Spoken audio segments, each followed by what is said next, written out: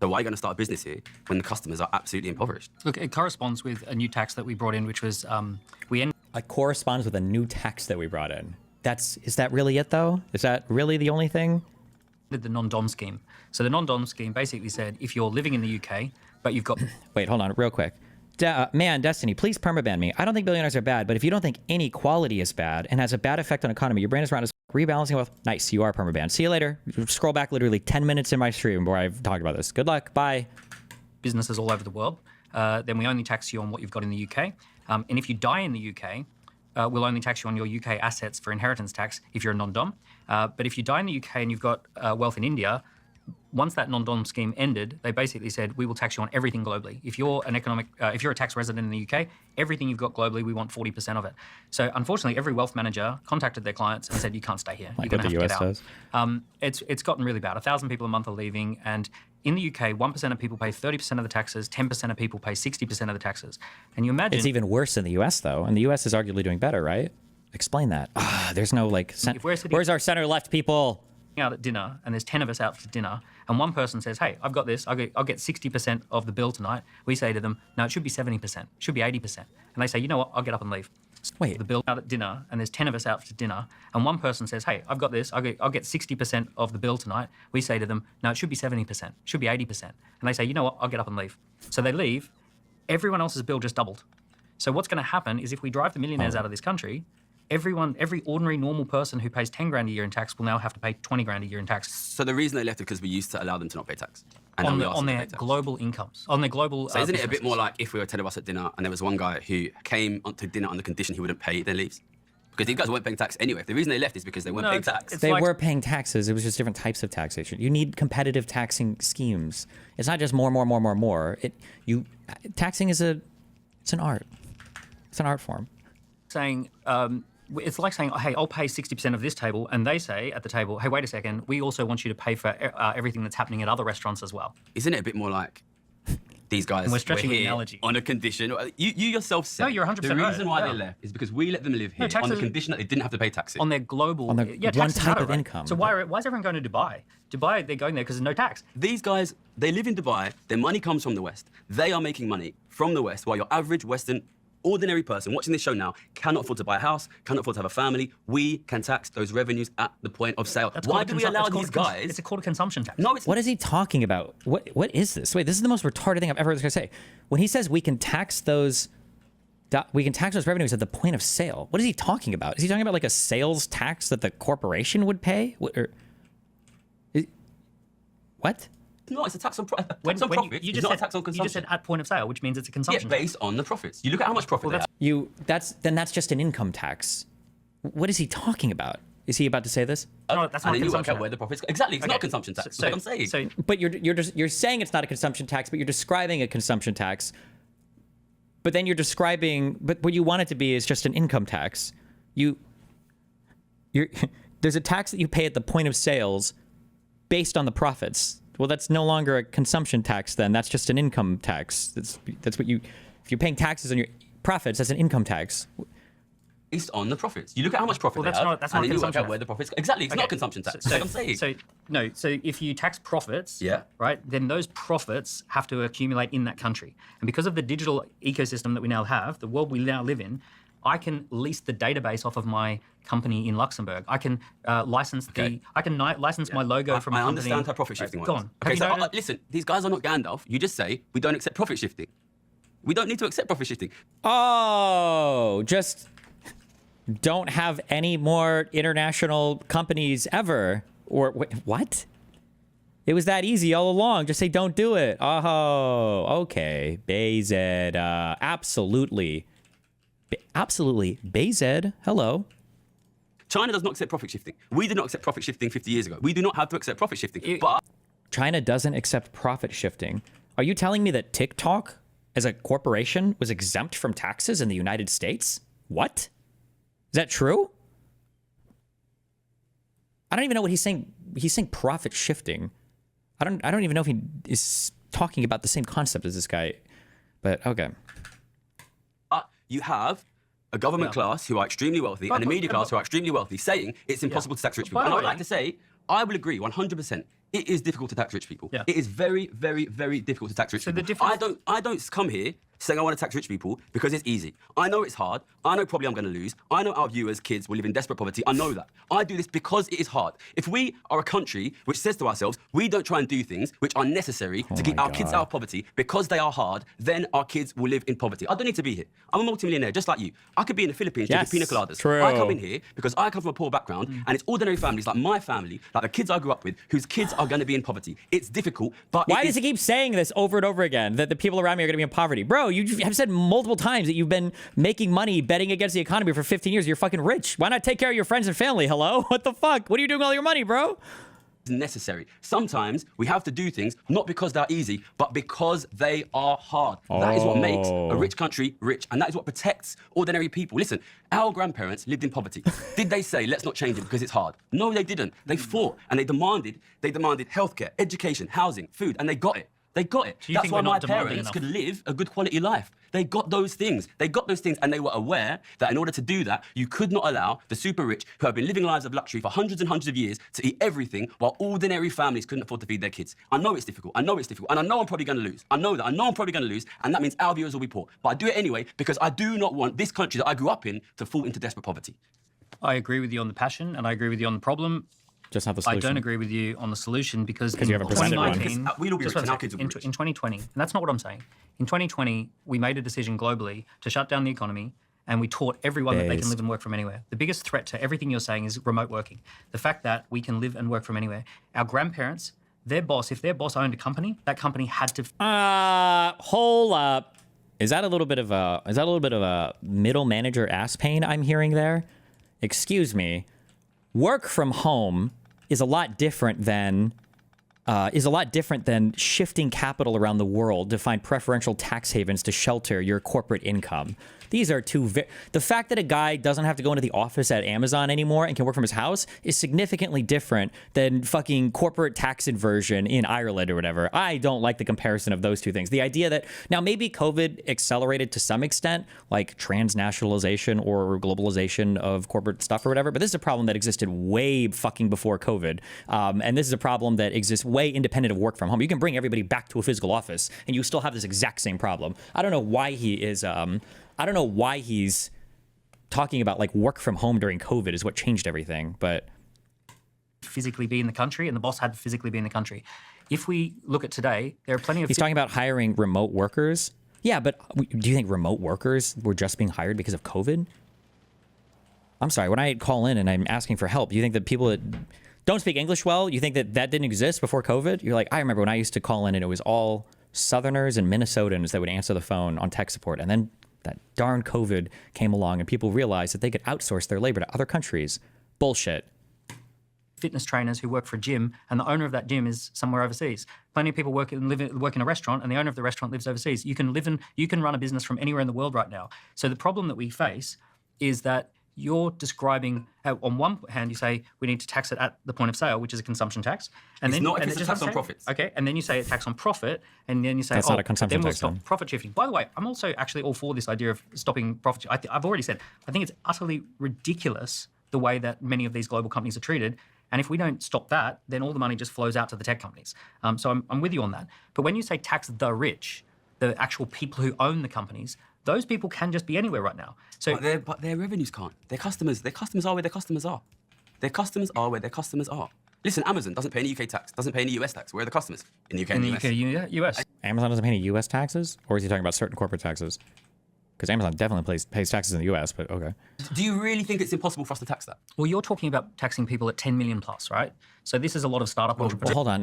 Now this guy just jumped to personal income tax versus the corporate tax stuff. These are two fundamentally different things, but Jeff Bezos is a lot more than 10 million. No, Jeff Bezos, I'm not- Jeff no, but- Bezos is worth a lot more than 10 But million. you talk about anyone above 10 million is on your radar. You right? don't want people worth 11 million pounds to pay more tax. I'm not just talking. It's not that. Jesus Dan, Christ. if you're worth more than £10 million, so if we tax people on, as Gary says, that have more than 10 million, what are your options to avoid? Say if your objective was to avoid that, what options do you have? Look, if my objective was to avoid it, I pass a board resolution that we're moving the head office somewhere else. Yeah.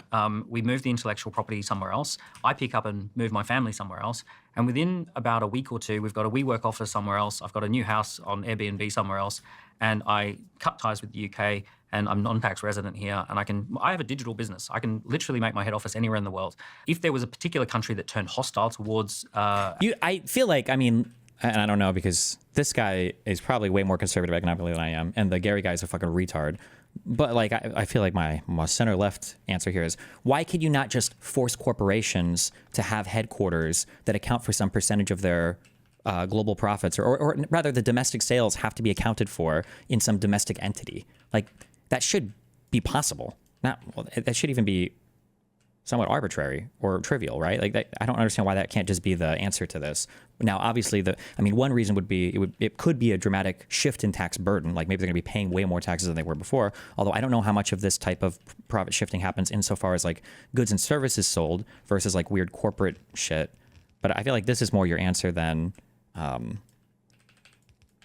don't even know what the answers. I don't think these guys have even brought up answers yet, but.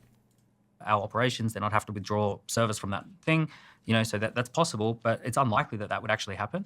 But ultimately, if I choose to get up and leave, then I get up and leave. Now, the bigger issue is, would I have even come here in the first place? And then there's another issue. And here's the other issue, Gary, for you. You've just had 750,000 subscribers to your YouTube channel. It's 820, right? It's 820, right? So it's going up fast. I could have one of my analysts at a consulting company do a valuation of your brand and do a valuation of your YouTube channel. We could say this is a fast growth media company and it's worth 11 million, right? So we could come up with a forecast and a projection, and we say Gary's Economics is actually a new fast growth media brand. It's worth 11 million. Now, your channel, now you have to pay 100 grand a year in extra taxes because you're a millionaire. Well, sorry, 1% on wealth above 10 million on 11 million is going to be 10 grand of taxes. Oh, you're saying only on the part above? That's how taxes work. So it's not on everything. That's not how all taxes work. Oh my God. We should go through his thesis. Fuck, I kind of want to. It would be a good way to like learn econ too, for however much hard econ his thesis even touches. We should go through because he published. He had a master's thesis for Oxford or whatever in philosophy of economics. It's a tremendous amount of like just retarded statements. On 11 million is going to be 10 grand of taxes. Oh, you're saying only on the part above? That's how taxes okay, work. so it's not on everything. It's okay. So it's a marginal tax. That's how taxes work. That's not how all taxes work, you fucking moron. This is specifically like is it a graduated system or a progressive taxation system? Like if you say that you tax people who earn above a certain amount, it could theoretically apply to the part below. It's not necessarily like you can just say that, but. But is it fair that, like, who gets to decide what wealth is wealth and what it's worth? Because wealth, let's just hear me out. Wealth is a technical term for unrealized gains, right? It's not real. Someone buys a house for 20 grand and it's worth 200 grand. They've still got the same house, but now they've got wealth. If someone starts a business and a tiny little seed investor puts in a little angel investment, now they've got wealth on paper. But who gets to say what is wealth? For example, if you introduce wealth taxes, theoretically, that will actually reduce the value of wealth of things anyway, because the things inside that economy are now subject to a disadvantage. So therefore, investors will be unlikely to invest in them to a certain point. And also, people start cutting and dodging and weaving and ducking and weaving. So they say, oh, our UK operation's worth 10 million, so we're now going to start a second company over in some other country and make sure that's where the wealth accumulates. So it's incredibly difficult because it is just unrealized gains. I know it's difficult. Yeah. I know these guys have the best accountants. I know it's difficult. So what if there was an easier solution? If there was an easier solution, I was and this is another thing too. It's like when people say, like, don't we want to get rid of waste, fraud, and abuse? Yes. Having an easy tax is actually better than having a difficult tax, because a difficult tax actually requires more resources to assess. Like it requires, it's a, would you call this a dead weight? I don't know what that term actually means. A dead weight. It's just like a thing that is just a drag on your economy or your business. Is like, okay, well, we need to do this calculation. Like if there was an easier way to levy a tax, then ideally you want the easier way. Now, some taxes, I mean, maybe there has to be a difficult tax. There's no way to get around it. But the biggest problem with wealth taxes is it's so difficult, I think, to assess them correctly. Yeah, it's just so, I don't know. I feel like it would just be a fucking nightmare to do it. support that. You know what I mean? It's called economic freedom. The economic freedom index. Okay, well. Fuck economic freedom. Well, no, economic freedom is important, but I just find this is why income taxes are nice. Income tax is very simple. You make money, you pay taxes on it. Boom. Consumption taxes and VAT taxes are also very simple. This Can I total show view this? is that. Give them more economic freedom and then they'll be rich. Yeah, so this diagram here basically says the most free countries have less than 10% poverty, in fact, less than 7% poverty. As soon as you reduce economic freedom, it jumps to 30% poverty. You reduce economic freedom again, and it jumps up to huge amounts of poverty. So these countries here are the least economically free, and these countries are the most economically free. The countries that get in the way of your economic freedom have more poverty, and the countries... So if this guy on the left is so, and I think I've even heard him bring up the Gini coefficient before, income inequality is different than just levels of poverty, technically. Not technically, it is. The most economically free. The countries that get in the way of your economic freedom have more poverty, and the countries that let people make decisions for their own life. So what you're have saying less. is, if the governments of our countries cut taxes on us, the 3 multimillionaires sitting at this table, that will improve the lives of the ordinary British and American I'll give you a worker real who life can't example. afford to feed their kids. I'll give you a real life example. Jesus. I know of a company that was going to give pay rises to its employees, and then national insurance went up, and instead of But giving, national insurance is a tax on employment. yeah. I'm saying to reduce that. I'm saying to reduce tax on. I want your viewers, the viewers here, to be paying less tax, Okay, but whilst multimillionaires pay more tax. Good in theory, but if you could tax rich people 1% of their wealth above 10 million, I did a back of a napkin calculation. You might be able to get 20 billion. Yeah. Right? That's if they don't leave. That's if they don't respond to it. If they just happily pay it, you get 20 billion. Okay. That's less than a week worth of current government spending. So the government's out of control. 1.2 trillion a year of government spending is now what they spend. Okay, so let's cut that, get that 20 billion, and cut the taxes for the viewers. Cut their income So that taxes. works out about 250 a year. Okay, so let's do more. Let's make it 60 billion. So then you tax 3% above wealth. Yeah, do that. Right? And then you also bring it down. Bear in mind, this is what governments do. We make 5 or 6%. Yeah, and then and that's what they you know did. what they do? That's what they did in the Second World War, and that's why my dad could afford a house. What they actually, that's not why you could afford a house. Okay, all right, well, who's buying? If ordinary people are losing their houses and the wealth, which they are, Yeah. and we're getting richer, Yeah. who is it who is now owning the houses if it is not us? The government used to own the houses, and then they sold Government the wealth is collapsing. No, Government I wealth know, is collapsing. But what they did is they sold the houses to the people. Okay, but Right? ordinary You middle can only class do wealth that. is also You collapsing. can only do that once, and they did it for the baby So boomers. you think it's our viewers who have got more houses now? The- Where is the wealth viewers going? will- Daniel? Jesus. Where is the wealth going? Who has the wealth now? Who's getting richer? tell you Who's who- getting the wealth that is lost by our viewers? I'll tell you where the biggest amounts of money are going. The biggest amounts of money To the government. since the pandemic. Going to the government. Say 11 it. trillion went just to the value of 7 companies that own technology. Fuck, never mind. Okay. So the biggest 7 companies in the USA, 11 trillion has And got. you don't want their billionaire owners to pay more tax. Well, would that help the UK? Well, if you use that money to reduce tax on working what I'm people, then it would help, yeah. They own shares in the USA. They're US citizens. Yeah. So that doesn't help us here. And No, but it will help the American consumer, and then we can export the American consumer, and it will mean the American consumer has money, and then it will show British people how much you can achieve by taxing super rich. You Then asked we where- can raise tax on our super rich here, You are- and then what I want is these guys to be taxed so much that they start to sell assets, and then ordinary rich people can buy assets again. Because what I want is What? Okay. Holy shit. Okay. Mass sell-off in the stock market and the housing, and mass sell-offs everywhere. That's good for us, right? That's good for the people, right? I think, right? people how much That's you what can the United States economy is doing right now. Okay, we got stocks on sale. achieve by taxing super rich. You Then asked we can whether- raise tax on our super rich here. You are- and then what I want is these guys to be taxed so much that they start to sell assets. And then ordinary rich people can buy assets again. Because what I want is our viewers to be able to own things, to be able to own their own homes. When I hear this, I admittedly don't know as much about these issues as you guys do, but when I hear that there's these 7 tech companies in the US, my brain goes, can't we have one here? Yeah, yeah. Can't we start? And then so my brain goes, what conditions We do we have sold to one of our create? ones that we had. Yeah. What conditions do we have to create to have one of those 7 tech companies here, especially in this sort of AI world we're heading towards, where when I was reading through the stats, most of the investment in AI, which is going to be hugely destabilizing across every industry, from driving to any form of knowledge work, even podcasting. I can play your podcast now, which sounds exactly like me, which has a 4.6 star rating on Apple, which was written by AI, in my voice, published by AI. Wild. And who's accruing the value there? Well, it's a company in America called 11 Labs, and it's bloody Wow. OpenAI. And I go, why can't we have those companies here? We need them here. Because China and the US are dominating this next revolution.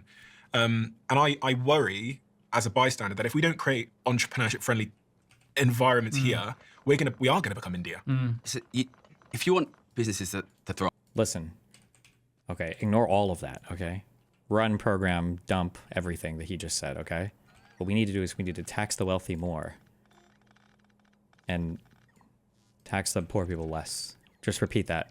Ignore everything he just said and just repeat the same fucking slogan that you've been rambling on about for an hour, okay? Do it. You can do it. You can do it. Please do it. Please do it. Environments here, we are gonna become India. so if you want businesses to thrive, you don't need just a good environment for entrepreneurs. You also need people to have money that they can spend.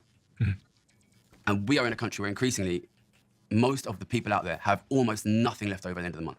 They can barely pay the bills. Those companies are selling globally, right? So they don't need any particular company to do well. What was the solution? Did he have anything to say or? they sell to anywhere. So like OpenAI, ChatGPT, we're all using that bloody product and paying our $20, $30 a month. Yeah, where do they actually get their money from, right? They get their money from selling data to the rich, right?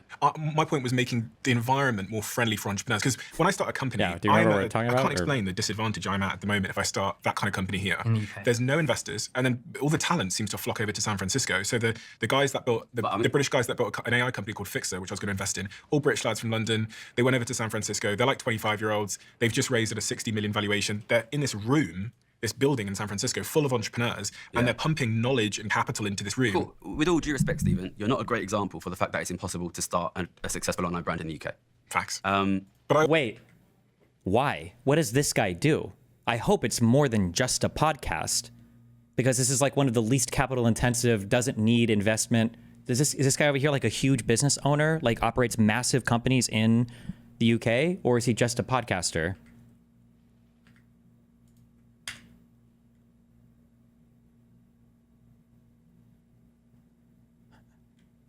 Like,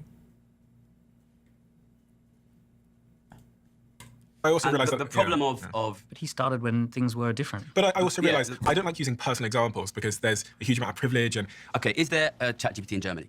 no, No. Is there a ChatGPT in France? no. Is there a ChatGPT in Australia? No? No. Is there a ChatGPT in Japan? It's China and... One sec. Yeah, exactly. No. What you have here is an extremely low labor, extremely high capital model, which employs extremely few people across the entire world that is focused in basically 2 cities. Yeah. Good luck competing with that. How do we create an environment where the UK can start to build some of these companies which are going to capitalize on this next technological revolution? If you were prime minister, what would you do?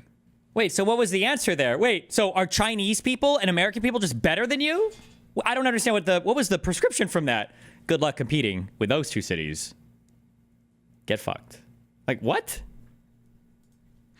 I think you need to look realistically about what companies do we have a chance of growing. You know, I'm not an expert in Which is what? People that produce armor for knights? What? Prime minister, what would you do? I think you need to look realistically about what companies do we have a chance of growing. You know, I'm not an expert in AI, but I think trying to compete with San Francisco and London will probably not work. Why? Try and do it, you know, try and do it. And listen, I know that you can I get like a it lot doesn't have an saying answer. No answer. Try and do it. Try and do it. Try and do it. Try and do it, bro. Try. So no answer? Nothing? So nothing to say there? Okay. What a defeatist attitude. Fuck, he sounds like a maggot. We can't do this in United. We can't help Ukraine. Why? You try and do it. Who are we? The United States of America? What do you mean we can't do it? The United Kingdom can't do it? Can't compete? What? Hello? not work. Why? Try and do it, you know, try and do it. And listen, I know that you can get a lot of likes saying, let's just invest in AI, let's just invest it. Only one city in the world outside of China has managed it. China has managed it by basically state capitalism. You know, this is very similar in a sense to what we had with microelectronics in Japan in the 80s, right? When you have a new industry, especially these industries which are very capital intense and don't employ many people, you get a first mover advantage. They tend to win. Eventually, often they get undercut by cheaper rivals. And that does happen. You know, that does happen. And you Okay, but the United States didn't wind up as a big innovator in AI on accident. What is he implying? It was just AI just fucking sprung up on some kid's MySpace page who happened to live in San Francisco? Like, these are intentionally cultivated environments. Sorry. you might start in AI. I don't think AI is going to become a massive, massive employer. Of course, you know, a lot of countries are going to be like, because basically it sounds good, we're going to invest in AI, we're going to invest in AI. Personally, I think we should be looking at what does the British person need? You know, we live in a country where the housing stock is falling apart. If we say AI, when we talk about AI, I think we're actually talking about technology, because even a podcast like this, you don't think of this as an AI company, but actually now the editing process, the scripting process, the transcription process, even YouTube itself is an AI company. So it's really technology we're speaking about here. And I'm wondering why we can't create a better environment in the UK to start launching and building some of these technology companies. We've even seen. I think we should, and I think we should be looking How? at reducing taxes on people who work and make money. This is what I've been saying for the whole time. What? So if the average UK citizen just pays less in taxes, magically, we're going to get AI in the UK, I guess? Okay. Wow. Genius. What The whole about time. people who start companies? Yeah, we should reduce their taxes on the income that they make. But then if they start owning a 50 Wait, you want to reduce the taxes on capital owners? Is that what he just said? Does he understand that's what he just said? Hello? million pound company. Are you telling me, if you come to me and I say, all right, you want to start a company, we tax you very, very little on a company that you start. If that company becomes worth 20, 30, 40 million quid, then we're going to start taxing you. You're going to come and say to me, oh no, sorry, 50 million is not enough for me. So can I ask a question on that? So my company was valued at 50 or whatever, 100 millions. Congratulations. And I still had, because I hadn't had an exit event, Yeah. I still had £10,000, £20,000 in my bank account. Are you saying at the point when I sell the company, or are you saying just because I have shares in the company? I think you can structure it a number of ways. You can structure it. No, don't run from that. You can't structure it in a number of ways because you were talking about wealth taxes earlier. So you would have to tax that money in his bank account before he sold his company. You can't just say, well, we'll just tax people at the point of sale of their actual company. Well, congratulations. You just rediscovered how taxes work, dipshit. Like, welcome to how we already tax people. What? The middle guy needs to please call him out on this. A number of ways. My preferred way is to stop people from hoarding enormous amounts of wealth for enormous amounts of time. That's basically my preferred method. There's also the wealth tax method. There's also capital gains as a method. There's a lot of wealth tax is what he's talking about, though. Capital gains is how we already tax things. You were talking about wealth taxes. He was asking how you would do a wealth tax. Capital gains is what he already does. When you sell a thing, you realize the event, and then you pay taxes on it. Different ways here. There's a lot of different ways here, but you have to deal with the problem of if you do not tax very wealthy individuals and very wealthy families, their share of the pie will obviously grow over time, and they will, and they are, as we are watching, squeezing out ordinary families. You have to deal with that. My friend sold his company in the UK. It's a company everybody knows. And I remember him saying to me at the time, it was in the middle of the pandemic, he'd got this big exit event. I think he'd made 300 million. And he goes, I'm off. I go, where are you going? He goes, I'm going to go to Dubai and Monaco and live between the two. And I said to him, explain to me why. He goes, well, the amount of tax I'd have to pay in the UK is equivalent to me paying 20 million rent in the UK for the next 6 or 7 years, which he'd have to stay here for. So he went and he pops back in every now and then, but it meant that he could keep that 150 million whatever tax he would pay, never had to pay it to the UK, is living this high-flying life now in Dubai, drops into Monaco every now and then. And I remember him saying to me, well, Steve, I'd have to pay 20 million rent a year to live here. And he went on to say, the UK product, it just isn't worth it. He goes, crime, I'm going to get my Rolex robbed off of me. He goes, the healthcare system isn't the best, the education system isn't necessarily the best, and the particular one was crime, which is I'll get mugged walking through London streets. Stephen, if you allow British people who own £300 million of British assets to technically live in Monaco and not pay tax, then you will get crime. And you will have dirty streets, and you will have a bad healthcare system, and you will have education. Because if you give all of the wealth to a group of people who do not tax, there will be nothing left to provide things like healthcare and education for ordinary people. It's not unconnected. These people are not technically living there. They're moving out. My friends have moved out of the country. They don't come back to the UK. They've left, and they leave with their companies. So they built a company here. No, they typically build globally and pay no tax. They typically build globally business. Okay. It's not that they pay. It was a global business. They don't pay no tax. They pay extortionate amounts of tax. Right? Anyone who's here is paying extraordinary taxes, more than they've ever paid before. 1% pays 30%. 10% pays 60% of 1.2 trillion a year worth of government spending. 300 million. How much tax do you think he's paid in his life? He's paid more. What do you like? Why is he asking questions like this? Like, it's also because he's a brokey. This guy's a brokey. He's worth less than 500,000. He's worth less than. That's my guess. He's worth less than 500,000 pounds. What is this idea that like wealthy people magically don't pay any taxes? The reality is that you just have a fuck ton of money. It's such a stupid like college kid argument. Like, the wealthy don't pay tax. Of course they pay taxes. The question is do they pay enough? Do we tax the right kind of things? Is there ways that we can collect more revenue in ways that don't hurt like businesses? Like these are the questions that we're supposed to be asking. Not like wealthy people don't pay any taxes. Of course they do. They pay a large, very large share. It's even larger in the United States. But whatever. No idea. It's a larger share of like the top. What is it? Like the top 1% pay like 50% of the I think taxes in the US or something. So we can look that up. Yeah, his business was global. His biggest customer was the US. It's I pay 60%, and our viewers will pay 30, 40, 50%. Do you think it's fair that your 300 million guy pays his 2 or 3? I have no idea what he pays. Well, it sounds like he didn't pay 50%. 2 or 3%? What? He dashed went before he got the tax bill. But why do we allow it? Why do we allow it? I'm not allowed to not pay my tax. What could you have done to? You are allowed to. When you were in Japan, you wouldn't have paid UK taxes. Oh, shit. No, he asked a good question. What are you going to do to make it stop? And what was this guy about to say? A lock-in? So you can't... Then nobody would just make a company in the UK. They would just not do it there, right? Not really. Destiny, when he hears anything that sounds like socialism, he goes berserk. When it comes to the economy, Destiny turns into Hassan Capitalism Edition. What are you... Brian Niaga, what have I said that you think is incorrect? What? Niaga. That's not what you think it is, okay? That's a Vietnamese last name. It's a real one. I've seen it. Destiny is really triggered because he thinks this dude is a socialist. I don't even think this guy is a socialist. What the fuck are you talking? Do you think socialism is when you tax people? What?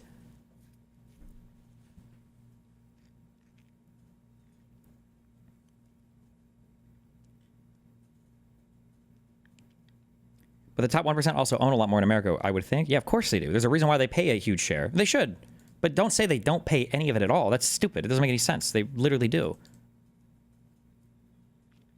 Destiny on his neo-lib arc. Okay, see ya. Bye.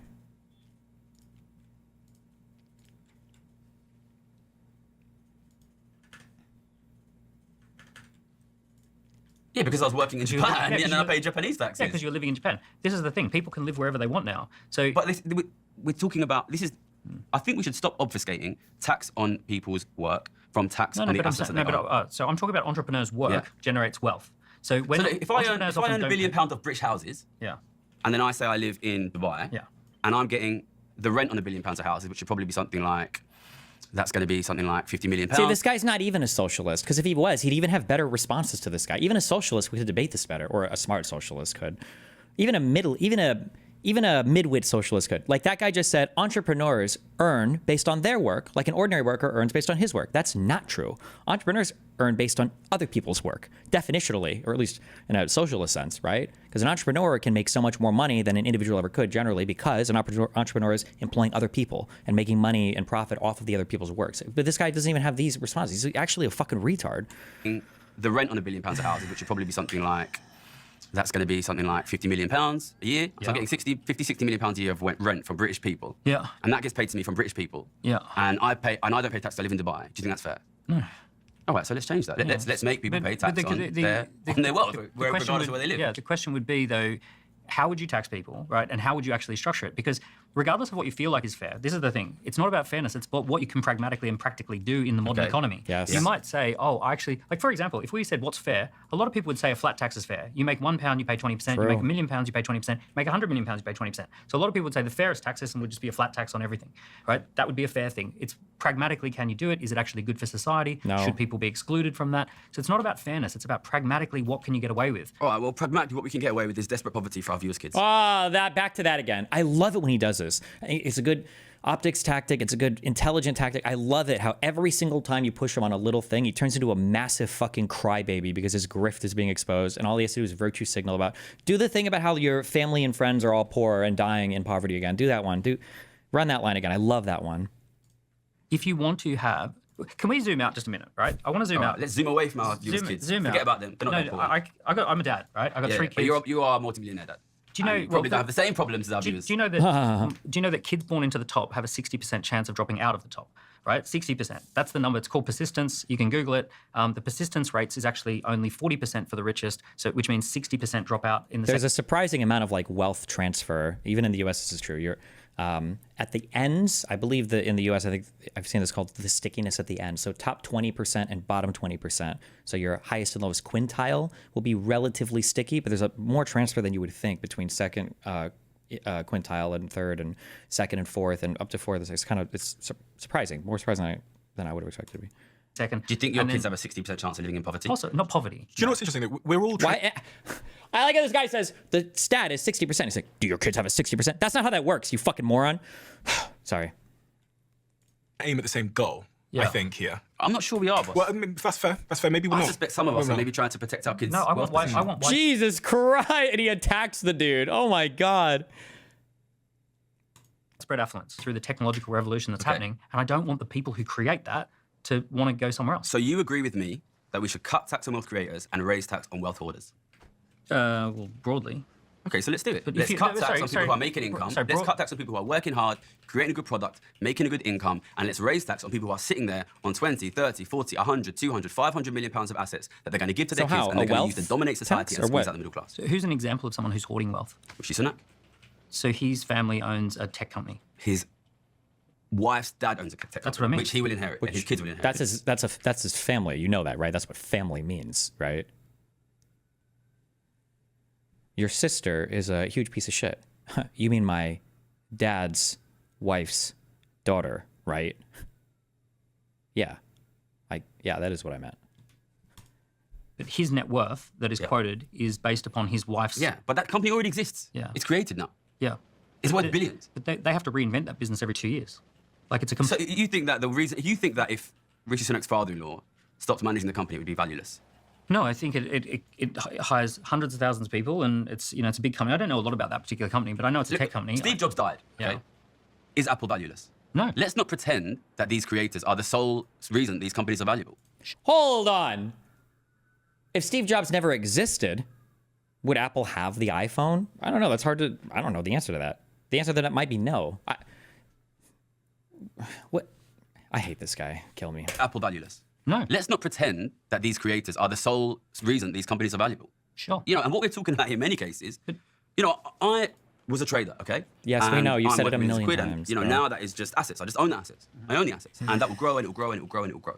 And that will squeeze out and squeeze out and squeeze out and squeeze out our viewers. And I'll give that to my kids. They don't even need to work. They wouldn't even have to work. They could just live on. I could live off the wealth. No, you couldn't. Is that what you want? Do you think there are any opportunities for people today? Like, if you're born into a poor family, Yeah. do you think it's possible that housing being shit, and we can both agree on that, Yeah. but do you think there are new opportunities that didn't exist for our parents or grandparents, but they do exist for people today? I think the reality is, for kids from poor backgrounds, it is almost impossible Jesus. to realistically get even financial security, never mind wealth. But why do you think you could do it, I could do it, he could do it, but you don't think other people could do it?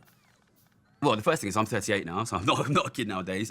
Listen, I won every maths competition I've ever been in, you know what I mean, since I was a little kid. I didn't even have a desk in my house, you know.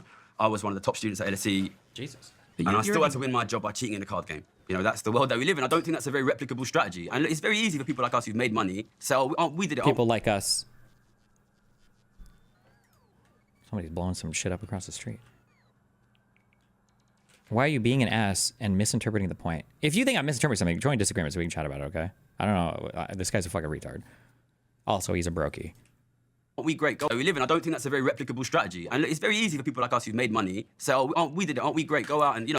Treating billionaire tax anxiety more seriously than the effects of poverty and extreme inequality is fucking gross. Can you just like not talk about any of this? Like, if you're gonna come into any finance conversation so emotionally loaded, like you're in fucking tears and you're incapable of having the conversation, then just don't. You don't have to talk about it. Buy a Switch, load up fucking Stardew Valley and just play video games. Or do something that doesn't hurt the world. Because when you act like that, you're hurting everybody. Because you have no real solutions, you have no real way to fix a problem, you're just emoting on some shit. And you're probably a fucking rich kid yourself, like, who is already fine because mommy and daddy already fucking take care of you. Like, you don't have anything to say, then just don't say anything. To be like, oh, it's so bad, so it should be different. Okay, I mean, a lot of Jews died before they got marched into the fucking death camps as well. It doesn't help anything. What do you, like, figure out a solution. You know, you've said that you think if young people go and work in the tech business, they can get financial security. If it was that easy, they'd all be doing it. You know, they're not idiots. Our viewers are not idiots. They're trying. They're trying. They want to find the good opportunities, and they work. Listen, they're I'm not working the one so saying hard. they're idiots. You're the one who says that they can't do it anymore. I see people do it all the time. Like, I'm working in Entrepreneurial. People from poor backgrounds. Poor backgrounds. But then why are our viewers? You think all of our? If it was that easy, why is everybody not doing I'll it? tell you why people aren't doing it. We went through a schooling system that taught us how to get an office job. Okay. Right? We went through a schooling system to prepare us for a world that doesn't really exist anymore, which is the Industrial Revolution world. And you have to go through a process of figuring out how it really works. So what I see is most often the people who do really well financially who are young, they dropped out of school, they dropped out of university, they started learning how to do things by doing their own research. They start their own business or co-found a business. They take a very True. Conservatives unironically say shit like, oh, wow, liberals just want you to learn to code. Good luck with that, dipshits. Not everybody just learn to code. And then they'll turn around and be like, why can't everybody just found their own business? Why can't everybody just be an entrepreneur? True. Based advice. alternative path. None of that was taught to us at school. None of it's taught to us in normal society. We have a school system that manufactures people for a set of skills that are not particularly valuable anymore, and we also get them in debt for those skills. When people sidestep that and say, okay, I'm not going to get into university debt, I'm just going to go off and actually figure out how the world works, there's actually loads of opportunities. Okay. Based. So I guess we've sorted it then. All of our viewers need to do is go and buy Dan's book, become an entrepreneur and become a millionaire. It's that easy. Why weren't you guys doing it to begin with? They're idiots. The viewers are idiots. They should be just being more entrepreneurial. It's as simple as that. More entrepreneurial. Start a business. Listen, I come from East London, okay? My friends yes, go can't over your feed poor their kids, background. okay? And if it was... Why does he keep saying this? My friends can't feed their kids. Your friends' kids are starving? Lil bro, get them some DoorDash. What the fuck? You said you're rich 1,000,000 times. What are you talking about? Help them out. It's as simple as going out and being an entrepreneur. I can bet you they would do it. I can bet you they would do it. I'm sick of multimillionaires telling kids who can't afford to turn the heating on, you just need to be more entrepreneurial. It's sick, Dan. It's sick. But this gives people mental illness. It gives people mental illness. Yeah. Tell them the truth, okay? Your older generation, we took the opportunities, and now it's almost impossible to get out of poverty. And don't just stand up and wave, your millions of pounds in front of them and say, if you were entrepreneur. We took the opportunities. So what did you say? You came from a poor background. You went to a school. You became a trader. So that's not possible anymore? You can't get those jobs? There are no more traders? Nobody works at the start desk anymore at Citibank? That whole position was eliminated? Like, what are you talking about? Like me, you could do it, you could have it, because it's sick, because they can't. They can't feed their kids, Dan. They can't turn the heating on. Don't tell them to be more entrepreneurial. Fix the system that drives more and more and more of them into poverty every generation. I find it very strange that you think it would be easier to fix the entire global economic system than to start a business and fix your own personal economics. The thing that I know that gives people mental health issues is feeling that they have no agency in their life, that they can't do anything. Your video where you talk about if you don't have a rich dad, you're screwed. There's no such thing as meritocracy. You're never going to be successful. To me, if I had come across your content at 19, 20 years old, I would have been screwed. I'm so glad that I came across people who said, Daniel, you weren't born into a rich family. You don't have any bank of mum and dad, but it's cheap and easier than ever to start a business. Start by working for someone who's got a business, then figure out what's your opportunity. And there's a way. There is a way. I've actually worked with a lot of teenagers from poor backgrounds. And one of the things we do is we tell them, if it's possible for someone else, it is possible for you. I also worked in rural Uganda with a charity that did work with the poorest of the poor. One of the most incredible things I ever saw was a woman who started out literally picking food out of a trash pile. And she was basically, they shared with her how to start a chicken business, which then ended up as a pig business, which then ended up as a cattle business. And she ended up hiring 15, 16 people in her local community. The power of entrepreneurship is that starting with nothing, you can actually make improvements. I'm not saying everyone ends up as a millionaire, and I'm not saying everyone ends up equal, but I'm saying you can make improvements in your life. And the thing that causes mental health issues is the feeling of having no agency or no control over your circumstances until the world changes the whole economic system. I never told people don't work hard. I never once Okay. said that. Never once said that. You said if your dad wasn't rich, you'll never be rich. Which is true in 99.9% of cases. I've never told people don't work hard. 99.9, but the guy gave you examples from people falling out of the top wealth curves. That's not true. That's the statistics are not that fucking bleak. Jesus. Actually, not true in 99% of cases. I've never told people, little bro, you're not that special. Jesus Christ. don't work hard, okay? And listen, if you think that Ugandans should be more entrepreneurial, I've never been to Uganda, maybe that's the problem out there, maybe that's the problem in Nigeria, maybe that's the problem in India. Listen, I've never said don't work hard, okay? When I brought my book out last year, the hardback, I was at some event and I come out, I was drinking London Bridge, and I come out late, it was like 1 a.m. And some guy come up to me when I was unlocking my bike. Some guy from Newcastle, which is the northeast of England. It's this quite poor town. There's a lot of working class people there. And he said, oh, I've been watching you on YouTube, and I love your stuff. And this guy started crying. This guy started crying on the street, right, in front of me. He's like, I work so hard, Gary. I work 2 jobs. My mum's sick, and I'm trying to help. I'm trying to support, and I don't understand why. And I'm sorry that I'm crying, but nobody ever told me that it wasn't my fault before. That's what he said to me, okay? And listen. I believe 100% aspiration, ambition, entrepreneurial spirit. I would never say see a kid that has that and say, turn it off, okay? But the flip side of if you just work hard enough, you can make it, is if you didn't make it, it's because you didn't work hard enough and it's your fault. And I would like you to sit and think very hard before you send that message to young men and young women in our society. That is true. This guy's just not the guy to give this message because he's fucking retarded. But that is true. Meritocracy doesn't mean that everyone ends up with the same result. Here's what I'm trying to achieve. I'm trying to achieve the people who have ambition, who can go for it, are incentivized to do it and incentivized to build jobs and build companies. And what about the ones that just want to work hard and have a good family and take care of them and have a home and be able to turn the heating on and be able to have financial security? They need to work for a business, don't they? They need to work for you? Yeah. Pardon? They need to work for you? They need to work for a business, some business, right? If someone doesn't create that business, then where do they work for? We now have, by the way, 11% of working age people are now declared too sick to work, right? We have a huge problem in the UK. We also have 25... I like how I don't think a single fact thing has come up to fact check the other guy because he literally hasn't brought up a single fucking fact or statistic on anything at all. Has it? Has there been one? 5% of people who are working age don't work. It's 1 in 7 men don't work at all. Do you think they're lazy, Dan? I think the system is collapsing. Do you think the system is the changing. average British American is lazy? What I think is happening... Like he's just trying to get them on like the virtue signal points, like fact check. The average person is indeed not lazy. Is that the technology companies are totally transforming and disrupting everything. And what happened is around the post-war era, we had good jobs. We had, you could work in a local thing. What's happening now is that jobs are going to the Philippines. They're going to, technology does 3 things. It makes jobs more simple, which makes them replaceable. It makes jobs global, where you can move them to anywhere else. And then ultimately it automates the job altogether and gets rid of it through code and software. I feel like I super don't agree with that. I don't think technology makes jobs easier necessarily. Even though we don't think about it, we're very privileged living in the West. Working at McDonald's probably requires considerably more, or I would say probably more training and skills than say like swinging a pickaxe at rocks and bringing stuff out, right? Like latter can be hard work, but the former just requires more stuff that you have to learn. By bare minimum, you have to be literate. You have to be able to read.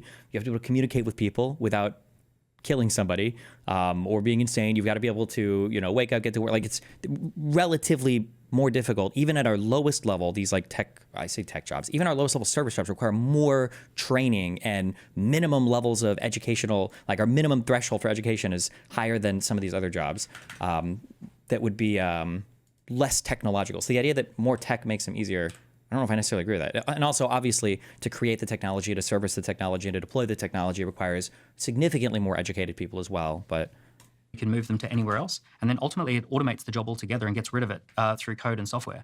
And what's really going on in the last, especially 5 years since the pandemic, is technology has decimated the existing systems that we all relied upon when we grew up. And when I say the education system isn't really working, it's still pretending that there are office jobs available for people when they graduate. And it's still pretending that there's like 1950s scenarios available when actually my kids are going to be disrupted by AI. Everyone's kids are going to be disrupted by AI. These sorts of things are the things that really we also need to be talking about. To all the founders and small business owners listening, I think you need to hear okay, fuck it. What do we need to hear? this. It's an update from my sponsor, Fiverr. They've just launched something called Fiverr Go. And in short, it's a huge game changer for you and your team. It's a tool that's been created to help freelancers train and control a personalized AI tool. Nah, unskilled work became easier. You don't understand, though. Unskilled labor in our economy requires so much more than what a citizen of the world 1,000 years ago would have been able to offer. Like, you just take it for granted. In the United States, like, you take it for granted that your employees can read. There's minimum thresholds of education that exist now that make it so that we can have like different types of low skill labor, but that doesn't mean that these jobs are, for actual retards or are easier than jobs in the past. They might be easier insofar as like they don't take the same toll on your body or whatever, but the thresholds of like training and education are significantly higher than what they would have been a long time ago. Specific to them and in their style, which means that Fiverr freelancers and their clients can now generate unique work almost instantly purely by combining their own unique style of freelance talent with personalized AI technology. The big unlock for me here is time and getting more of it back. What might have taken me a few days or a week can now be done in seconds with Fiverr Go. You get what you want and you get it straight away. And if you need tweaks, the original talent is on hand for fine tuning. Fiverr Go is already available across 60 categories and that number is growing rapidly. If it's something you'd like to tap into, head to fiverr.com/diary now and explore Fiverr Go. Use code DIARY for 10% off your first order. This is the moment where AI superpower meets human talent. Hell yeah. I want to take us back to a point you were talking about earlier, which is about personal agency. Because I would like you, Daniel, to give the counter to your own argument. Because I want to make sure, when we talk about solutions to this problem, start a business, be entrepreneurial, you can also understand how that works for people with our brains and our mindset and whatever we have to do that, our risk appetite, our trauma, whatever it might be. But not everybody is wired in such a way. So that's not necessarily the best solution for every, and also we sit here with a bit of hindsight bias where we were lucky and it worked out for us. But when you look at the stats around businesses succeeding, the stats, it's like 90% of businesses fail. So most of them are failing. The ones that emerge from that, people like me, then we have a bias where we go, well, it worked for us, so you can do it too. I don't come from money, so I have the same bias. Like I watched. Well, I've built from scratch several times because I got disrupted several times. So I've had to start with nothing several times and build. But you started. But I'm a certain type of person, right? And when we say start from nothing, you actually started with a wealth of information. And the whole game in building intellectual business. capital. Intellectual capital, having been through it before, being around that mentor that gave you the information. Also having access to a great market. Like having access to a free market is a big thing. I was born in Australia and I moved. Having access to a big market. How have these guys not brought up Brexit yet? I feel like this guy was a Brexiter. He is a pro-Brexiter. Find me a tweet or something by this guy. I bet he was. Moved to London at the peak of London's economic freedom. So this can't be broadly applicable advice, can it? Well, I think personal agency is broadly applicable. Yes, I got this friend of mine who woke up one day, he went out clubbing, went out to a nightclub, felt sick, collapsed, woke up and they'd chopped off all 4 limbs, right? So he had quadruple amputee. He was 19 years old. So he wakes up in bed and he basically says, I'm a quadruple amputee. I already know what this story is going to be. I can already tell. Quadruple amputee? This guy is going to be like, nobody's going to fucking keep me down. And 3 weeks later, using his teeth and a combination of his erect and flaccid cock, he managed to build himself a suit of power armor that allowed him to become the world's strongest lumberjack. And then he created a whole farm of quadriplegic lumberjacks. He abducted people from nightclubs all over London and chopped their limbs off and also outfitted them with power suits. And now he is Elon Musk. I was fine 48 hours ago, now I'm a quadruple amputee. And he decides to make this decision in the hospital room that this is going to be the best thing that ever happened to him. And he makes that decision. Even that is a consequence of him and his wiring. What I'm trying to understand is... But he ended up starting a clinic, and it's a multi-million-dollar clinic. Yeah. I mean, multi-million-dollar clinic. Say it to outfit people with power armor. Say it. And then he stopped terrorists in the Middle East and then told his dad, or his dad's company, was not going to sell weapons anymore. Say it. It's incredible and what he's the people exception, can do. not the rule. It's incredible what people... But you only need a few people to succeed, and the whole economy... Oh my God. Okay, fuck this guy. Okay. He's not as bad as the Gary dude, because it's hard to be as bad as the Gary dude. But this is the opposite end of like the retard takes of like, why can't everybody just be a wildly successful entrepreneur? Starts to improve. We actually, in this UK, I've worked at Burger King earning less than $20,000 a year and now work as a software engineer earning over $130,000 a year. Burger King was way harder / taxing. Good virtue signal, my dude. You're so brave. Do we have is there like a bravery song? Brave song.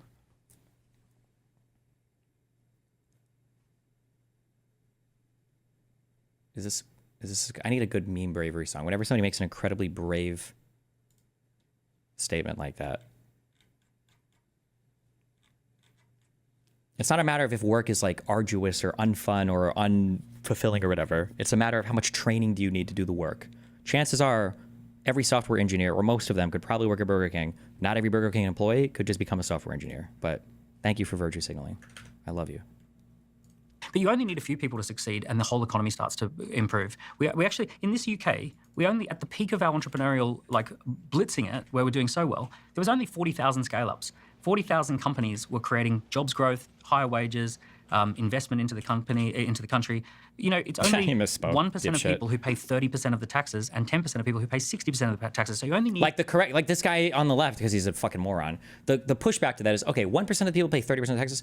What percentage of the wealth do they have? What percent of the income, both ordinary and capital percentage, do they have, right? Because that number is supposed to shock you in that like 1% of the people pay 30% of the taxes. Holy shit. Okay, but like what percentage of the money do they have? Because if they have like 10% of the money and they pay 30% taxes, yeah, okay, they're paying quite a bit. If they have like 80% of the money and they pay 30% of tax, well, that doesn't sound as amazing anymore. But nobody has the talking point for this, I guess. Whatever. Need 1 in 100 to actually create something that's valuable, and you get an extra 30% of taxes. But so that again is, we need this one. That's advice for the people that end up getting into that 1%. Yeah. But who does everyone else work for? Like, all jobs growth comes from entrepreneurs. So what are you saying to the 99% now? Are you saying go get a job? Well, you need yeah, true. wealth creators in the economy who are building something. Like, you take Gymshark. People who work at Gymshark, they're super glad that this guy started the company. They're like, he's not answering the question. That's fine, but you're like, the people working for Gymshark or whatever, that's great, but those are just workers. So your advice is just get a job. Is that your advice? Because before your advice was become an entrepreneur, but now you're saying only 1% of people can be entrepreneurs. So what about the other 99%? Well, get a job. Oh, it was that easy. Just get a job. True. really happy that there's a company. Otherwise, where would they go? What would they work? Where would they work? So if Ben decides that he doesn't want to start that company in the UK, or if he gets to 10 million and stops, then all of those additional jobs are toast. They're all gone. So you encouraging the entrepreneurial, you're not encouraging everyone to become an entrepreneur. No. You're saying those that that's what it have sounded those, like. that bias or that. Because when you brought up the fact that was it Rwandan woman or Sudanese woman, what did he say? Or Ugandan woman became an entrepreneur? I thought that meant all of us were supposed to become an entrepreneur. I didn't know that you'd found the chief economic brain, the super high IQ business mind in Uganda or whatever. Okay, nice. Okay, gotcha. So that was just a random fucking story that had nothing to do with anything. Okay. I'm saying we need a system that encourages the people who can to do. And what about everybody else? Well, the flow-on effect is that creates jobs, that creates wealth in the economy, and free markets lift everybody up. Free markets just means that everyone's trading with everyone. It starts to, like, the whole thing. I mean, it's just a tale as old as time. As soon as economies are free and there are entrepreneurs starting things and growing things, everyone's life improves. Everyone's life gets better. And what part of that do you disagree with, Gary? Like, that's true up to a point, right?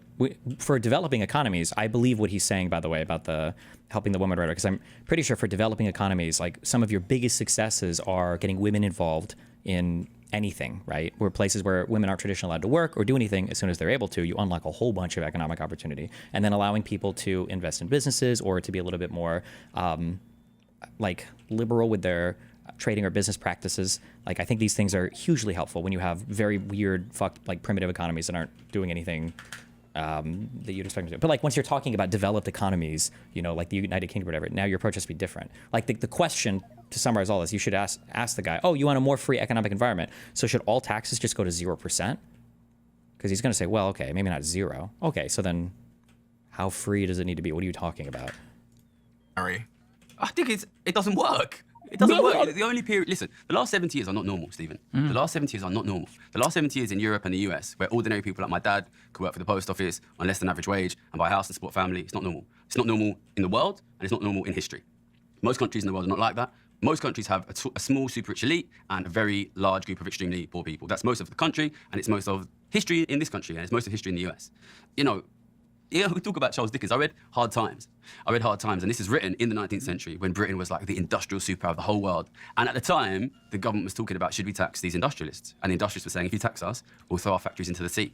And it just reminds me, you know, the only time we've ever really been able to provide decent living conditions for ordinary working people was the period after the war where we massively redistributed wealth. And now we're losing that holding of wealth of the middle class. Can you acknowledge, though, that was a completely different time as it relates to being able to... It was a different time, but, you know, I could, you know, because of technology. Nigeria today, Brazil today, the UK 300 years ago, France 200 years ago. There is only one specific time that we have ever successfully provided broad living standards for ordinary people, and it was a period of time where we protected a broadly equal wealth distribution and taxed the rich at very high rates. And you can acknowledge that that's extremely hard to do because the nature of the economy 100%, is now different. 100%. That's the reason why all of our grandparents and our great-grandparents and our great-great-grandparents lived in poverty. And that's why I know I'm probably going to lose. And that's why I bet on the economy getting worse. And that's why I know poverty is going to increase. Because it was extremely difficult to get that unusually fair share for ordinary working people. And I know we're losing the argument. And I know that Farage will win, and I know that Trump will win, and I know that things will get worse. I don't think I'm going to win. So if you know you're So promoting a strategy that is not going to work, and it sounds like you think is incredibly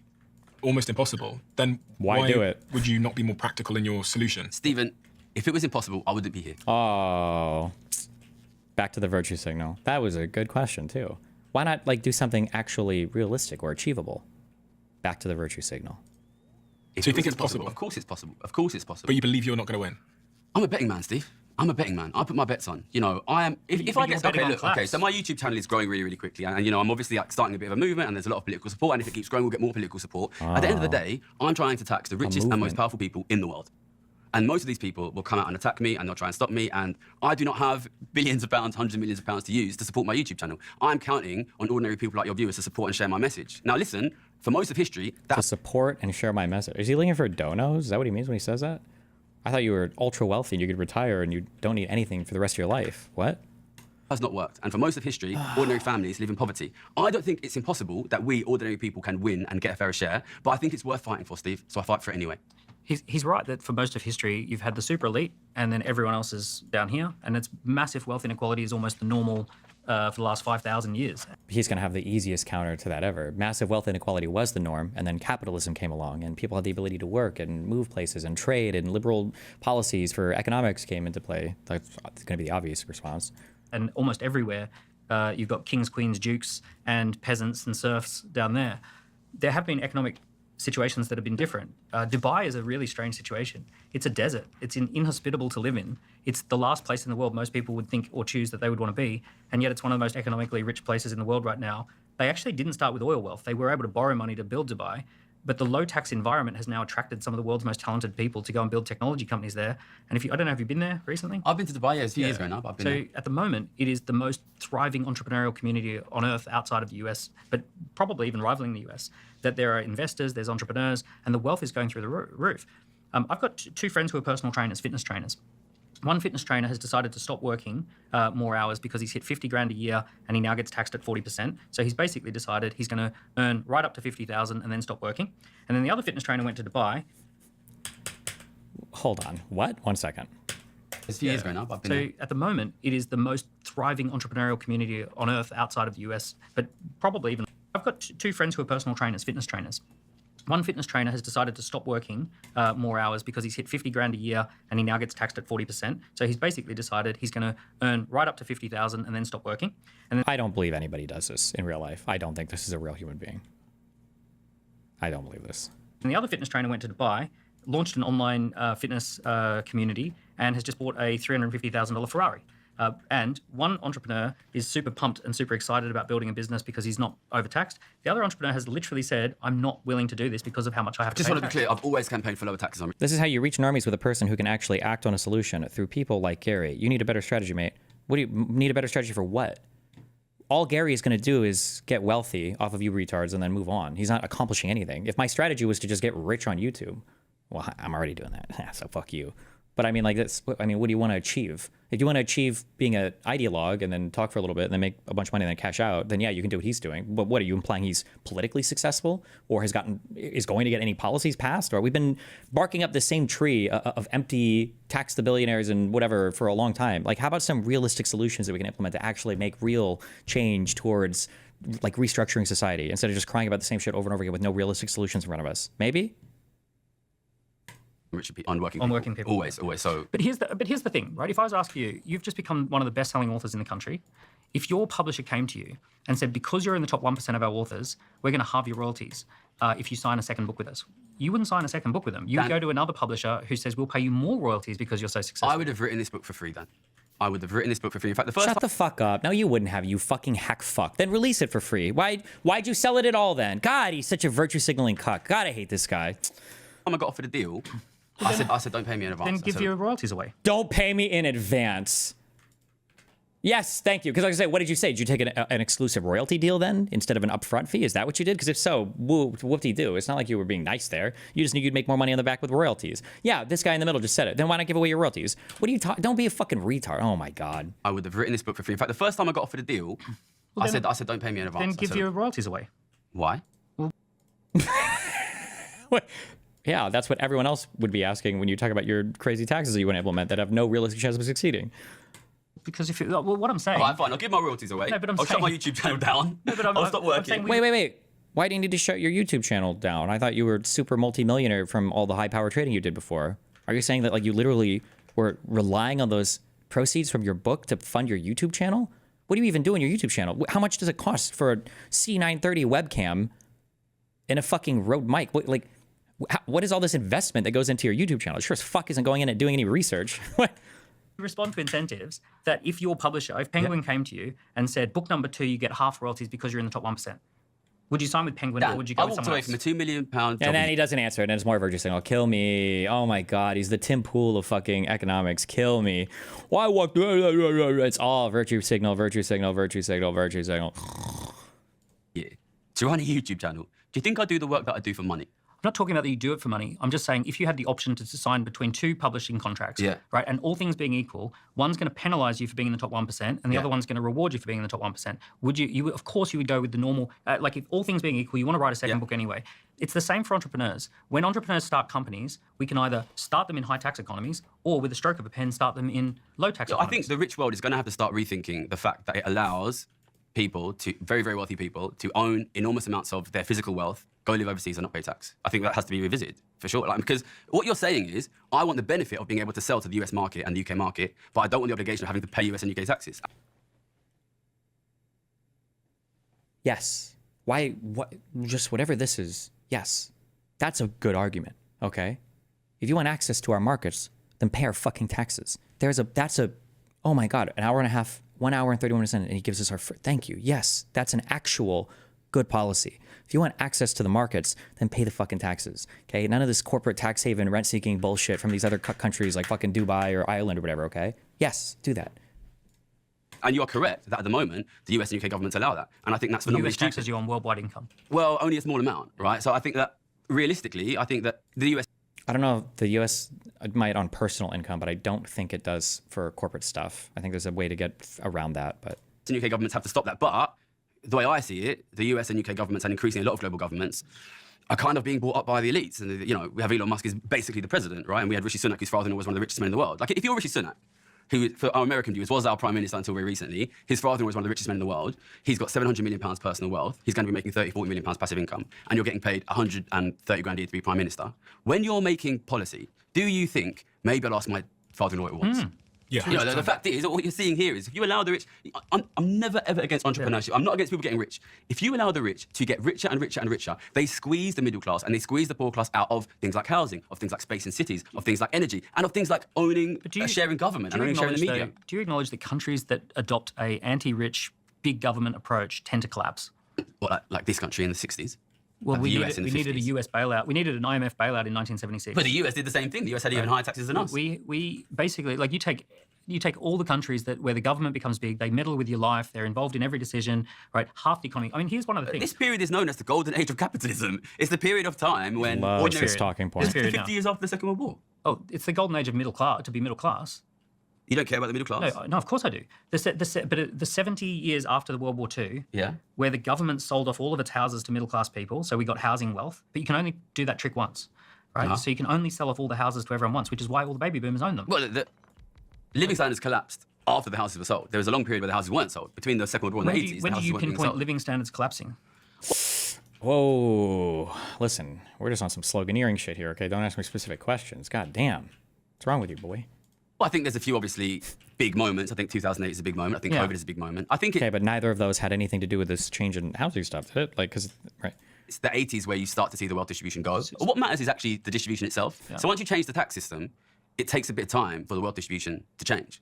But once you start, for me, the big thing is the loss of wealth holding. I want ordinary families to be able to hold okay. wealth. Back And to once the you lose that, sloganeering. you lose the middle class. Okay. And you will not find me a single country in the world now or the history of the world that has provided good broad living standards without allowing ordinary families to own assets. Yeah, I agree. And take Singapore, for example, where everyone's encouraged to own properties. They've got an amazing system in Singapore. They've Which taken is a massive government, by the way, enormous government. 25% of GDP. But they That's own not a big all that. government. They own the houses. They have a wealth fund. They own all the houses. No, they don't own all the houses. They have a sovereign wealth fund that circulates houses through. They own the houses. They've solved property. Singapore owns the house. The Singapore government owns an enormous share of the housing The stock. UK. So do you think we should own the owned by housing stock? pension funds?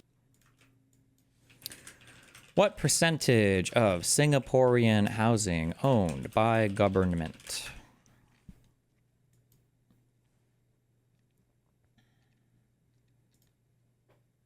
As of 2020, 78.7% of Singapore residents live in public housing. Damn. It's a huge percentage of it. People, they not force their citizens, but they direct their citizens into home ownership. You don't think Singaporean government owns a large... Oh, he got his first fact check where he beat the middle dude. This guy accidentally stumbled onto super big government talking point there. Whoops. enormous share of the housing The stock. UK. So do you think we should own the owned by housing stock? pension funds? People, they not force their citizens, but they direct their citizens into home ownership. So you don't think the Singaporean government owns a large share I of the just know housing that the Singaporean government's only 25% of the economy. But a big share of the housing so stock. 75% of the economy is I would like to capitalist. say, by the way, just to be really clear, I've never ever once advocated for big government. Never a single time. But Never more a single taxes is time. bigger government. I want higher taxes on the wealth holders so we can tax wealth creators and working people less. The only- I don't want a bigger government. how do I you want our enforce that? viewers to have more money. Yeah, if I you- want our viewers to have more money. And also, I want to tax those super rich so that they stop squeezing ordinary families out of asset ownership. It just, yeah, it seems like an obvious solution. It seems like It's a good solution. Yeah. It seems like, hey, who's got the money? Rich people. Not the money, the assets. Right? The assets. Who's got the assets? Rich people. Then let's just take them off them. And No. I don't want to redistribute. I am the only person on this table anti-redistribution because the redistribution is happening in front of our eyes. The middle class my is losing its God. assets. Back to the Government is slogan. losing Yeah, its assets. redistribution Those up to the assets are rich. being accumulated by the rich. I want to stop the redistribution. Please. I am the most anti-redistribution person in this game. We need to stop the redistribution of wealth away from ordinary British and American families. so the difference is, for me, it's very simple, which is I really truly believe that free markets and low governments and less taxes creates more wealth in the middle. Dan, freedom for the heron is death for the fishes. If we have complete freedom, multimillionaires like you and me will get richer and richer and richer every year, and we will squeeze out and we will eat the middle class. Can I That is ask what you will though, happen. if wealth inequality could be solved, but everyone does worse, is that a good solution? Obviously not. The whole reason I do this is It's actually not. It's true that if you could reduce inequality, but reduce the absolute standards of living for everybody, they would actually feel better. Inequality in and of itself is a bad thing. Inequality in and of itself leads to bad things in society that people, for whatever reason, whether it's psychological or social or whatever, that it just is a fact, but apparently nobody here knows or cares about that. Okay, good one.